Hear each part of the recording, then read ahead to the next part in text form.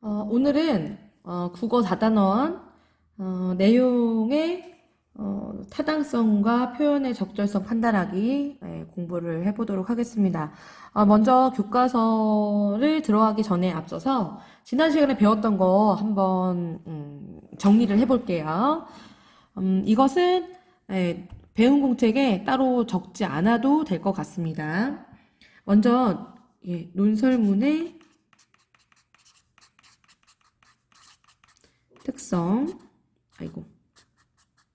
논설문의 특성 한번 살펴볼게요. 논설문의 특성, 일단 첫 번째, 주장과 근거로 이루어져 있죠. 물론 근거 뒤에는 부연 설명들이 있을 거고요. 자, 그 다음 두 번째, 한 가지 빼먹었네요. 근거와 주장은 일관성이 있어야 되고요. 그리고 통일되어야 합니다. 이러한 내용이 있었고요. 두 번째, 논설문은 서론, 본론,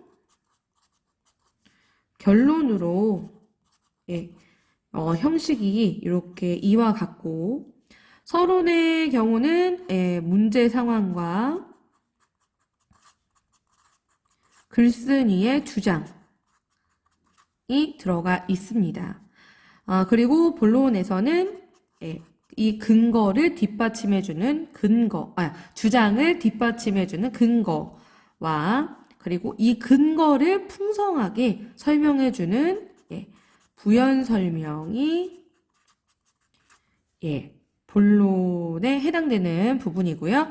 그리고 결론 부분은 이 앞에서 얘기한 서론과 본론 부분을 요약하거나 혹은 앞에서 주장했던 바를 다시 한번 주장하는 강조하는 이런 형태를 볼 수 있다라고 지난 시간에 배웠습니다. 주장에 대해서만 한번 다시 살펴볼게요. 요거는 여러분들 교과서에 안 적었어요. 그래서 배운 공책에 적으면서 이야기 들으면 좋을 것 같습니다. 주장. 다양한 주장들이 있죠. 막 생각나는 대로 한번 적어볼까요? 독서를 많이 하자. 독서를 하자. 뭐 이런 것도 있을 거고 또 청소를 깨끗이 하자.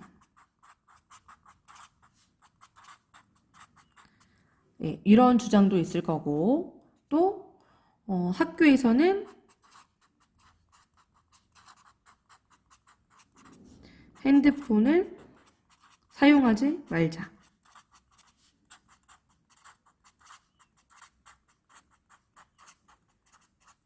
몇몇 친구들이 슬퍼하는 목소리가 들리는 것 같아요. 이걸 쓰는데. 뭐 이러한 것들을 이제 주장이라고 하죠. 우리가 흔히 뭐 볼 수 있는 아니면 들어보았던 이러한 것들을 주장이라고 하는데 이러한 주장들에는 약간의 공통점이 있어요. 어떤 공통점이 있을까요? 이것을 주장의 어떤 기준이라고도 말할 수 있는데, 첫 번째로는 모두에게, 사회의 전반적인 사회에 긍정적인 영향을 미치는 이러한 내용을 보통 주장으로 많이 선택을 합니다. 왜냐하면 논설문이라는 글 자체가 어떤 이런 문제 상황이 있는데 이 문제 상황을 해결하기 위해서 이렇게 하자. 이 문제를 해결하기 위한 방안으로 어떤 주장을 내세우는 것이기 때문에 그 문제를 해결하기 위한 방안은 당연히 모두에게 긍정적으로 영향을 미쳐서 문제를 해결하게끔 하는 그런 내용이 주장으로서 가치가 있다고 말할 수 있죠. 네, 그리고 보통 가치 있는 내용,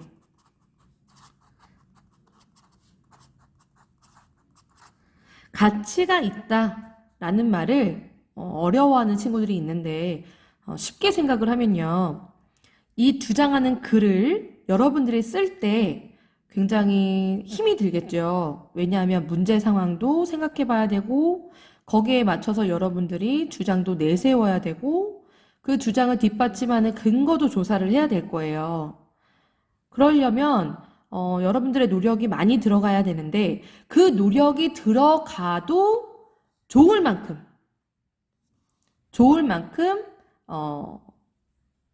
가치가 있는 내용인 것이 좀 뭐랄까 그런 내용을 많이 쓴다. 그런 내용을 가치 있는 주장이다라고 사람들은 보통은 그렇게 일컫습니다. 그래서 이것을 보면 독서를 하자 모두에게 긍정적인 영향을 미치는 내용이죠.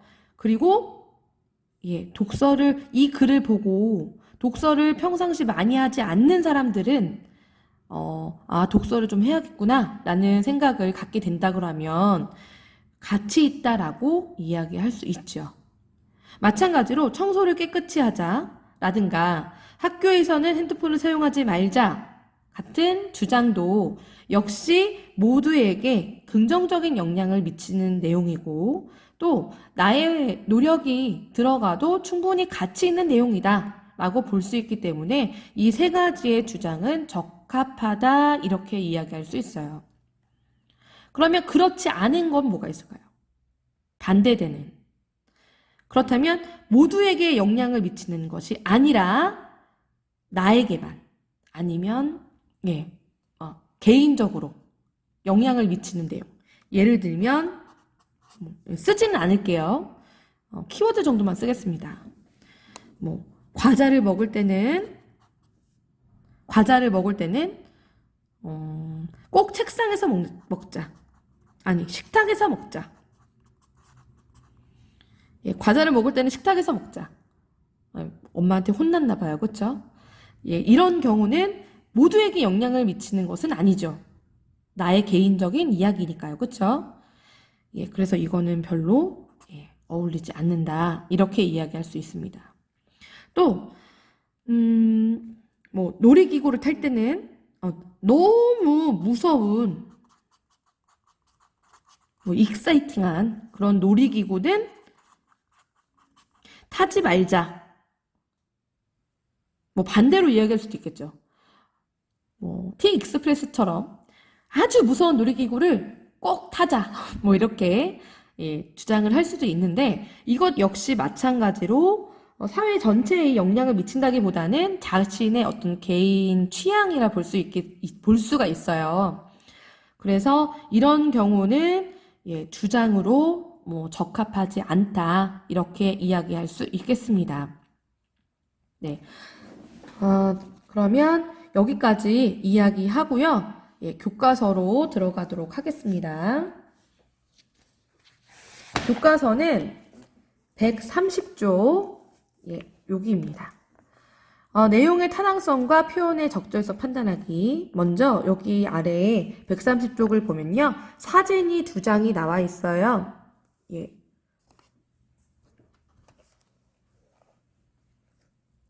먼저 윗부분에 있는 사진은요. 아름다운 우리나라의 산을 보여주는 사진입니다. 여름이 다가와서 나무가 파랗고 녹음이 우거지는구나 하는 걸 알 수가 있죠. 우리나라의 산은 정말 너무 아름다워요. 그리고 특히 요즘에는 미세먼지도 좀 덜한 것 같아서 요즘엔 산을 보면 더 또렷하게 보이고 깨끗한 느낌을 주어서 참 좋습니다, 요즘. 예, 아무튼 너무 아름다운 산의 모습이죠.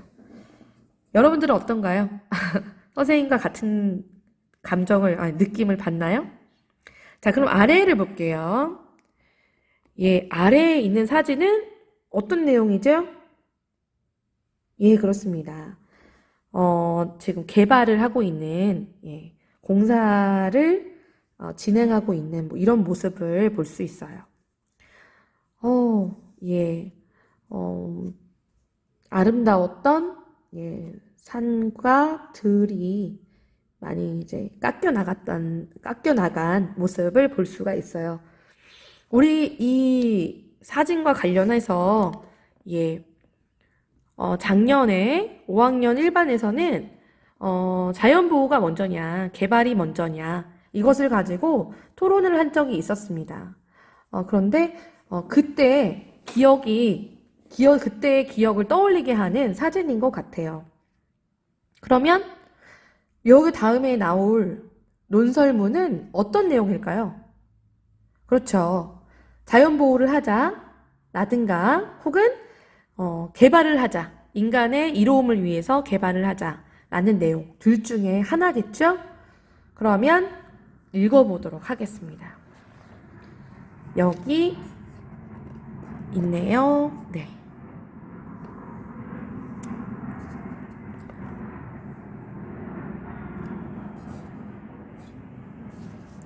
먼저 제목부터 볼게요. 자연보호는 우리가 꼭 해야 할 일. 제목에서 벌써 어떤 내용일지 딱 느낌이 옵니다. 네, 어떤 내용일까요? 예, 그렇죠. 자연보호를 하자라는 내용의 논설문이겠죠? 그러면 한번 읽어보도록 하겠습니다. 읽기 전에 서론, 본론, 결론 그렇게 형식이 나눠져 있던 거 기억나죠? 표시를 하면서 읽어보도록 하겠습니다. 우리나라뿐만 아니라 세계 곳곳에서 벌어지는 자연 개발은 우리 삶을 위협한다. 이러한 무분별한 개발로 우리 삶의 터전인 자연은 몸살을 앓고 이제 인류의 생존까지 위협하는 상황에 이르렀다. 문제 상황 바로 빵 나왔죠. 네. 우리는 문제 상황 적을까요? 문제 상황이 나왔습니다. 여기에 근데 동의하시나요? 정말로 자연 개발이 우리 삶을 위협하고 무분별한 개발로 자연은 몸살을 앓고 있나요? 생존까지 위협하고 있나요? 네, 정말 그런가요? 우리 알고 있는 단어들 한번 생각해 볼까요? 정말 자연을 많이 파괴되었는지. 요즘에 뉴스에 이 말 나와요. 오늘 아침에도 나왔어요. 이상기온. 네. 올해 이상기온으로 인해서 과일들이 잘 여물지 않아서 걱정이라는 뉴스를 선생님이 아침에 봤습니다. 네. 그리고 요즘 비가 너무 많이 오지 않아요? 아주 이상한 현상이에요. 왜냐하면 우리나라는 봄에는 이렇게 비가 많이 오지 않거든요. 선생님도 조금 걱정이 돼요. 그래서. 자, 이상기온 말고 또 어떤 것이 있을까요? 요즘 뉴스에 또 나오는데. 이 말 많이 들어봤죠? 지구온난화. 네, 무릎을 탁 치는 친구도 있을 거예요. 아, 맞아. 지구온난화. 이렇게. 예. 이 지구온난화로 인해서 뭐 북극곰들이 멸종할 것이다. 뭐 이런 이야기도 들려왔었고, 또, 온난화 현상으로 인해서 세계에 있는 기후가 변화한다. 뭐 이런 이야기도 들었을 거예요. 그래서 되게 굉장히 많은 동식물들이 멸종할 것이다 라는 이야기도 있죠. 예. 뭐 북극곰이라든가 아니면 다른 동물들은 선생님이 정확히 기억이 안 나지만 식물도 상당수 많은 종류가 사라질 것이다 라고 이야기하는 것을 선생님이 뉴스에서 본 적이 있습니다. 자, 그러면 그 다음 읽어볼게요. 자, 문제 상황은 충분히 나왔고요. 그 다음, 우리는 자연의 목소리에 귀를 기울이고 자연을 보호해야 한다. 예, 주장 나왔습니다. 주장에 밑줄 그어 보겠습니다. 아이고, 왜 자연을 보호해야 할까요? 이렇게 해서 서론의 내용이 나왔어요. 서론에서 중심 문장은 어디가 될까요? 그렇죠. 여기죠, 여기. 우리는 자연의 목소리에 귀를 기울이고 자연을 보호해야 한다. 여기가 중심 문장이 되겠습니다. 그러면 이제 본론 들어갈 거예요. 본론 첫 번째. 첫째, 자연은 한 번 파괴되면 복원되기가 어렵다. 어린 나무 한 그루가 아름드리 나무로 성장하는데 약 30년에서 50년 걸린다고 한다. 우유 한 컵 150ml로 오염된 물을 물고기가 살 수 있는 깨끗한 물로 만들려면 우유 한 컵에 약 2만 배의 물이 필요하다. 우와, 깜짝 놀랐어요. 2만 배? 우리 우유 안 먹어서 화장실에 그냥 버릴 때 있는데, 그러면 그 우유로 엄청 오염이 많이 됐다는 이야기네요. 이런, 갑자기 선생님이, 네, 계약 학교를 등교하면 우유를 꼭 다 먹이도록 해야겠다는 생각이 막 듭니다. 이처럼 환경을 오염시키는 것은 순식간이지만 오염된 환경을 되살리는 데는 수십, 수백 배의 시간과 노력이 든다. 자연의 힘이 아무리 위대해도 자정 능력을 넘어서는 오염을 감당하기는 어렵다. 자, 여기 단락에서 중심 문장. 어디죠? 여러분들이 밑줄 그으세요. 네, 잘했습니다. 여기죠. 예, 중심 문장. 자연은 한 번 파괴되면 복원되기가 어렵다. 그래서 그 예시로 든 것이 여러분들이 표시하세요. 네, 그렇습니다. 어린 나무 한 그루가 자라는데 이만큼 시간이 걸린다. 그리고 하나 더, 예, 우유 한 컵이, 자정되려면 예, 우유 한 컵에 약 2만 배의 물이 필요하다. 이것을 예시로 부연 설명으로 제시를 했습니다. 그럼 두 번째 단락을 읽어보도록 할게요. 둘째, 무리한 자연 개발은 생태계를 파괴한다.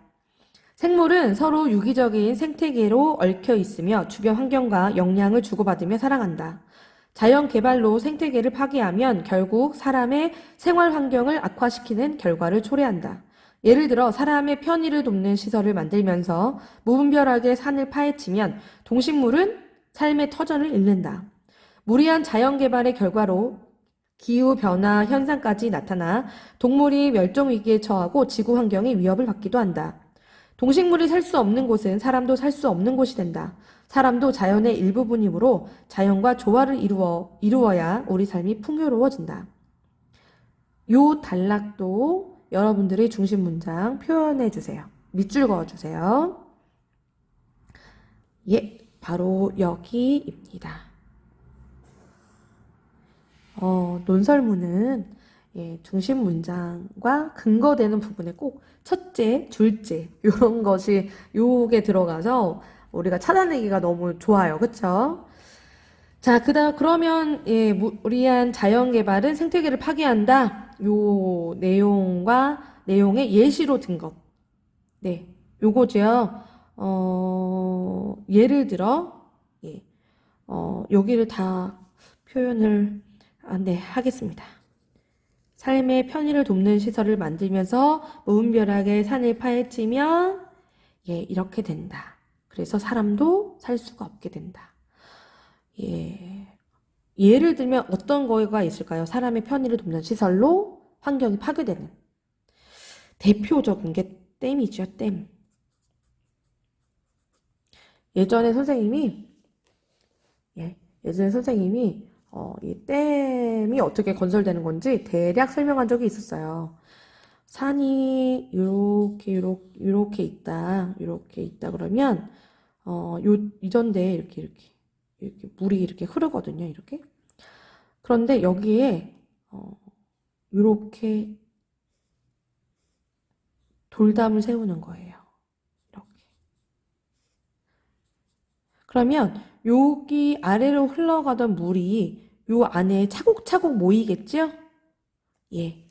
그렇게 된다 그러면 이 물을 나중에 요 댐에서 이 물을 한꺼번에 흘려보내요. 뭐라 그럴까? 이 하천으로. 그래서 한꺼번에 흘려 내려가면서 전기를 얻기도 하고, 나중에 뭐 가뭄이 오거나 하면, 이 모여있는 물로 사람들이 농사를 짓거나 식수로 사용하기 때문에 사람들에게는 굉장히 이로운 시설이에요. 그런데 아까 이 댐을 세우기 전에 여기서 살고 있던 동식물들, 동물과 식물들은 댐을 이렇게 세우게 되면 요 지역이 다 물 속으로 들어가기 때문에 죽거나 혹은 삶의 터전을 잃게 되는 이런 효과를 가지고 온다라고 얘기를 한 적이 있었어요. 기억이 나는지 모르겠어요.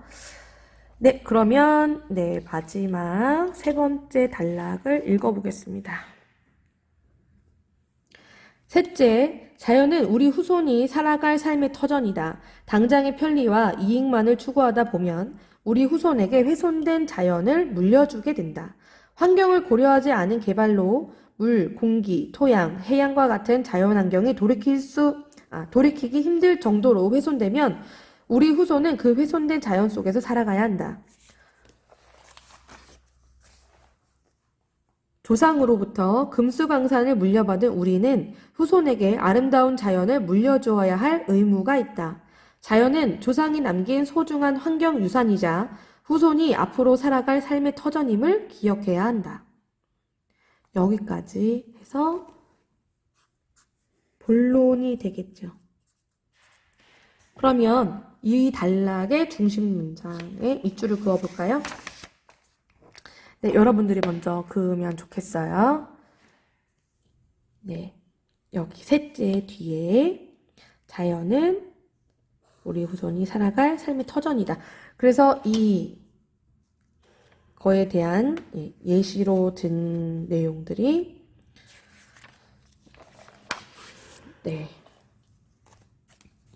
뭐 특별히 예시로 든 내용은 아니지만 요 중심 문장을 부연 설명하는 내용들이 들어가 있습니다. 그러면 마지막 결론 부분을 한번 읽어보도록 할게요. 결론.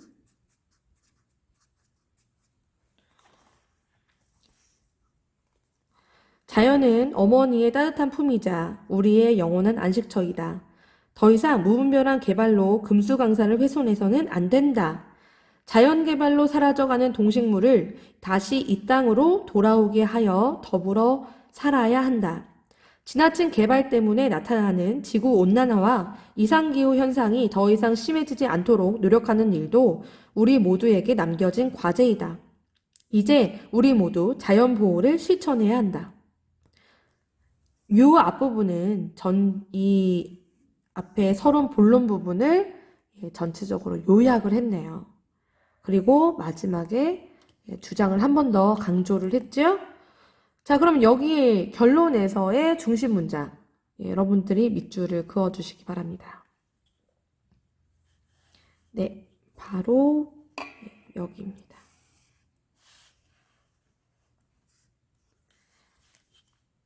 네, 이렇게 해서 논설문을 한번 다 살펴보았어요.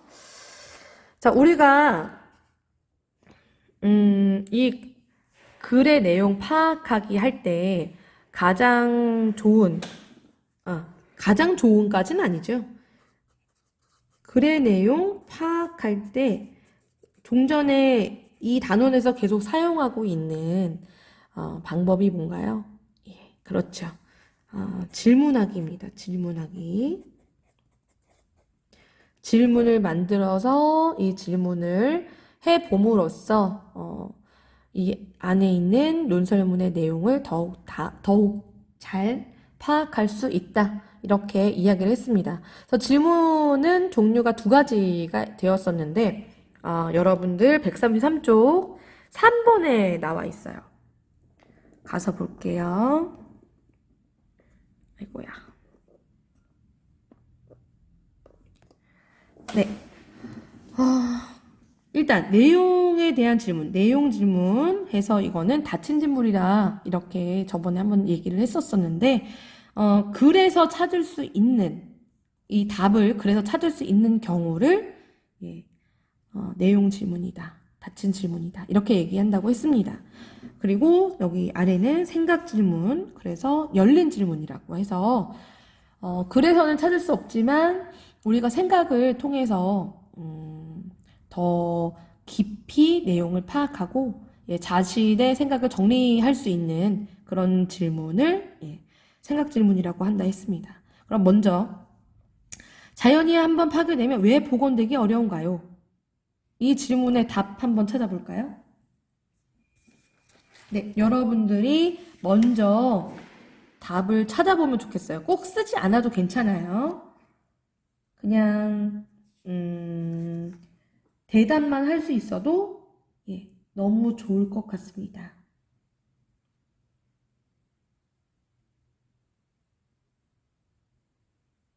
네, 그러면 찾아봤나요? 예, 맞아요. 어디 단락에 답이 있었죠?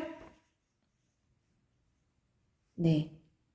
첫 번째 근거에 이야기가 있었습니다. 그쵸? 그래서 첫 번째 근거, 첫째 근거에서 답을 찾을 수 있었어요. 자, 그러면 이거 말고 다른 질문도 하나 해 볼까요? 네. 이 글에서 찾을 수 있는 질문. 예. 선생님이 예시로 하나 들고 여러분들 스스로 요것을 완성해 주면 좋겠습니다. 네. 그러면 쉬운 걸로 할게요. 네.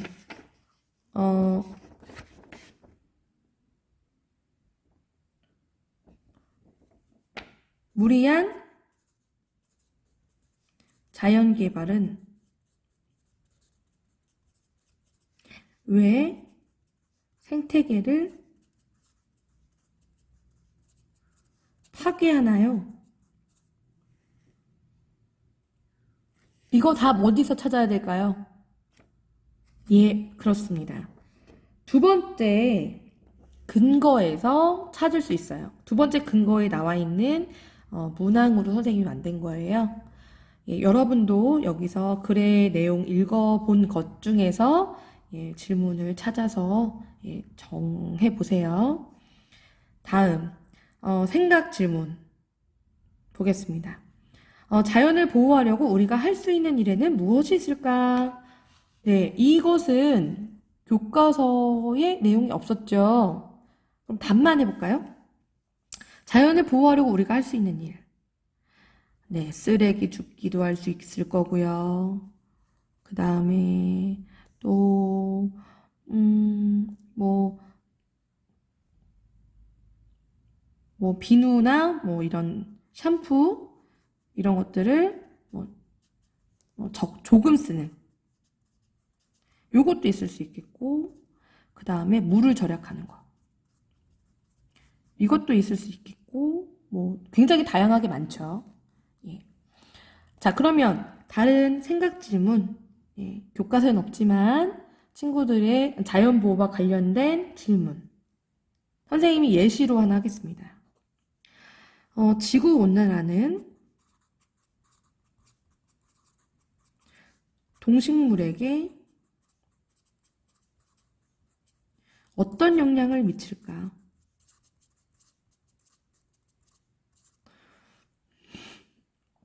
네.